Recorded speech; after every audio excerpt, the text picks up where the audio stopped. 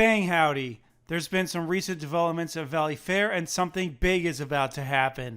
We'll go over what we know for sure and then try to read the tea leaves on what everyone's favorite park in Shakopee, Minnesota is going to do. But as far as new rides go, Valleyfair has gotten about as much excitement in the last decade as the Minnesota Twins have after the trade deadline this year. But that all changed on August 5th when Valleyfair dropped this on their social media accounts. I go by Ranger and I've lived in Minneapolis the last 5 years and I've covered water parks for In the Loop for about twice that long. So Valleyfair told us all the attractions in the original area of the water park were closing. They only gave us 5 days to get last rides in, so if you didn't do that, it's already too late. The twisting body slides on this complex were quite good, especially considering they were over 40 years old. The Hurricane Falls Family Raft Slide, Ripple Rapids Lazy River, and Splash Station Kids area are all closed now. Note the Raging Rapids Inner Tube chute already closed at the end of the 2023 season. As for the Something Superior reference, there's a 99% chance the water park is going to be renamed Superior Shores for next season. We know this because a subsidiary of Six Flags filed for this trademark on July 14th. There's also a 1% chance that Tony Clark orchestrated this as a misdirection to screw with all of us. I can't completely rule that out, but the balance of probability is that Superior Shores will debut at Valleyfair next May. We also know that Valleyfair took out a $45 million mortgage in January. Some people think this is clear evidence that the park is about to get a giant roller coaster, and others have said this is just a tool to leverage some other debt. I'm not a tax attorney, but it's not a secret that interest rates are about to go down. Current projections show a 98.5% chance that the rates will be lower in just 3 months. If Six Flags only did this to leverage debt, why wouldn't they just wait a few months when interest rates are lower?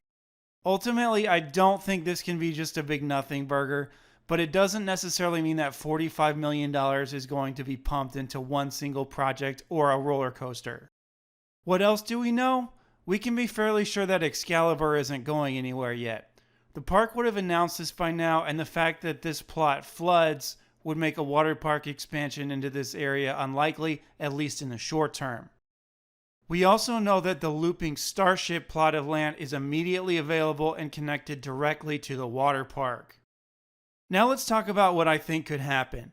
To be clear, I don't have any inside information on this, and I don't personally know anyone who works at Valleyfair or Six Flags who makes these decisions.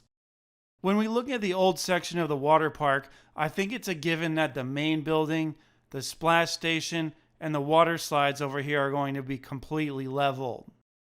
It's possible they saved the towers from the body slides and Hurricane Falls raft slide, but I think it's unlikely, mostly because the structure itself is 42 years old. The lazy river completely encircles this area, so it's a good candidate to stay as is or get minor improvements. I think this all could go one of two ways.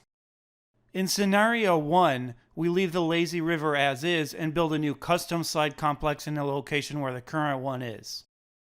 The park doesn't have any inner tube slides, so it's a given this will be addressed with the new improvements. This complex at Aquatica in Orlando would be a good example.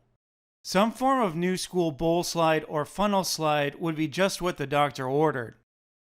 Alternatively, a tower like this one at Hurricane Harbor in Chicago would also be a good fit. It has some of the same newer style tube slides, but also it has some long twisting body slides like the ones that were just lost. But there's also a need for family raft slides now, and I think there's enough space for 2 of them. My guess is they would build one similar to Hurricane Falls, and then they would build a second one with more punch. One with a wall, a bull, or a tornado. My guess is they would build all of these slides on the same new mega tower and then keep the lazy river as it is going around the whole area. So in scenario 2, we're looking at a much bigger expansion that could happen in phases and not all at once. We'll start by leveling everything in the older section, including the lazy river. Now this long entryway into the water park is all that separates the old area from the 2009 expansion area. So why not get rid of this pathway and move the entrance to the water park closer to Mad Mouse? This would allow the looping Starship area to be seamlessly integrated in with the rest of the water park. And I don't want to hear that there isn't enough space to move the entrance here, because there totally is. It may just require a portion of the Starship plot to be dedicated to crowd flow. In this scenario, I think we still see the same custom tower mentioned before, but it allows for the most flexibility with the placement of exit pools. We know that Six Flags America and its water park are closing forever. That park does have a 1-year-old water coaster, and Screamscape has suggested that it could be bound for Minnesota. This would fit quite nicely in the looping Starship plot, and a brand new lazy river could go all the way around it. I definitely want to see the new Rip Curl Blaster slide end up here, but I don't think it's necessarily a given that Valleyfair gets it. Also, Six Flags America has a giant water playground that Valleyfair desperately needs. In scenario number 2 here, I would see this attraction replacing Barefoot Beach, but this probably won't happen for 2026. There's just too many projects in this scenario, and it would probably take 2 or 3 years before everything was installed. Also, we have no confirmation that the looping Starship plot is going to be used to expand the water park. That's merely speculation on my part. So what do you think? Is scenario 1 or scenario 2 more likely? Or maybe I'm totally off base and there's something that I'm missing.